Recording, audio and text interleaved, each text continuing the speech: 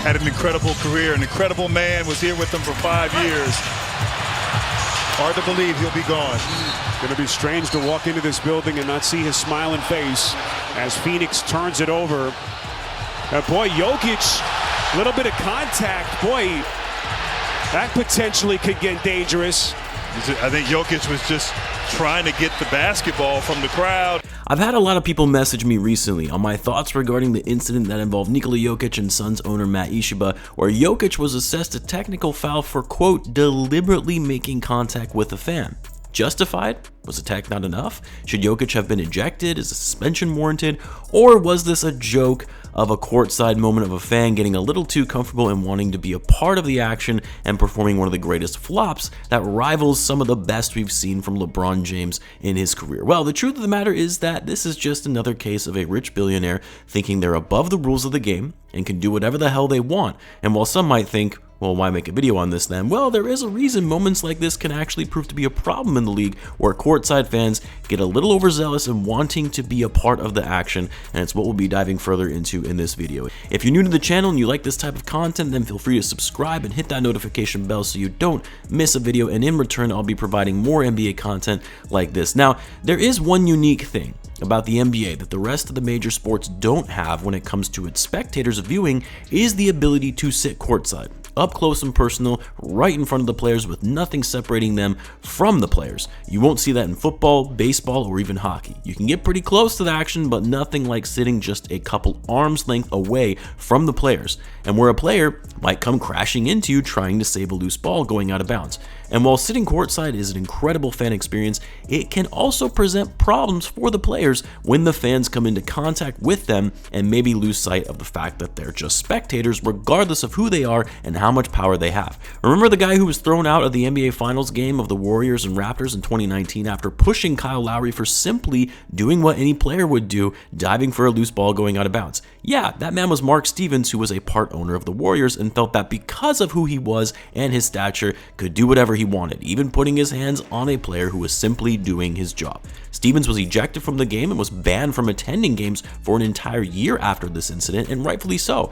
And while you would think courtside fans would have learned their lesson from said incident, you still have fans getting into it with players and crossing the line when basic taunting and trash talking turns into personal attacks, racial slurs, and even sometimes getting physical. And while most would agree there is no place for that in the game, it still happens. And with Matt Ishbia getting into it with Nikola Jokic is case in point. You see, regardless of the fact that Jokic made contact with Ishbia, Jokic was completely in his right in wanting to grab the ball as quickly as possible to take advantage of a quick 4-on-5 possession. Josh Okogie fell into the stands trying to save the ball going out of bounds, which meant that there was a player that was down and all the Nuggets could have gone on the other side and tried to get a quick easy bucket. If a player was to do this, hold on to the ball after a turnover to prevent the flow of a game going in their direction, it would be a delay of game violation, and the opposing team would receive a free throw for an assessed technical foul for said delay of game violation. By Matt Ishbia holding onto the ball and not allowing the Nuggets to quickly move and transition on offense, that meets the criteria for a delay of game. But can you even call a delay of game on a fan? And while yes, Jokic could have handled the situation better by not making contact with Ishbia, giving him a little shove with his elbow, let's not try and act like Ishbia didn't put his hands on him first when Jokic tried to get the ball back. As Jokic said in the post-game interview, I thought the league was supposed to protect us from fans when they try and get physical. Instead, Jokic was assessed a technical foul for this, when in reality it should have been the other way around for the delay of game by Ishbia. Jokic was completely within his rights to grab the ball, while Ishbia, regardless of his position, should never be putting his hands on a player. And while I've seen a lot of folks on NBA Twitter talking about how Jokic should be suspended, fined heavily for his involvement in this, how the NBA should be investigating it further, no. No, if anything, the NBA should look into this and remind owners their place in the game of basketball, and that regardless of their wealth and power as an NBA owner, when attending games, just like anybody else, they're still just a fan in the crowd. As head coach Mike Malone said after the game when a reporter pointed out the fact that the fan was actually Suns owner Matt Ishbia, he said, "I don't give a shit."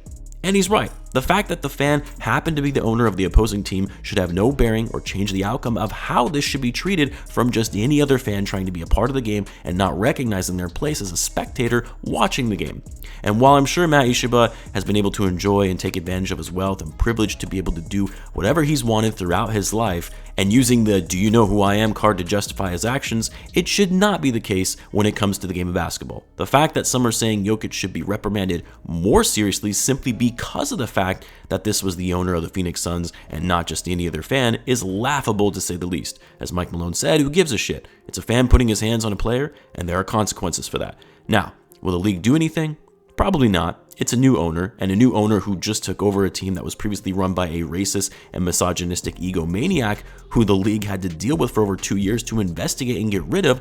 The last thing they want is another problem in the Suns' ownership when they finally got out of that situation. But I can certainly tell you one thing: Jokic will not be disciplined or punished further for his role in this, aside from receiving the technical that was given to him in the game, which even that should have never happened to begin with. Jokic, as a basketball player, was doing what any player would have done in trying to get the ball quickly to continue the game in a highly competitive playoff series between two of the best teams in the league. I'm sure there will be some that will disagree with that, and that's fine. But let me know in the comments what you guys think on the matter. As always, be sure to subscribe, and I will see you in the next one.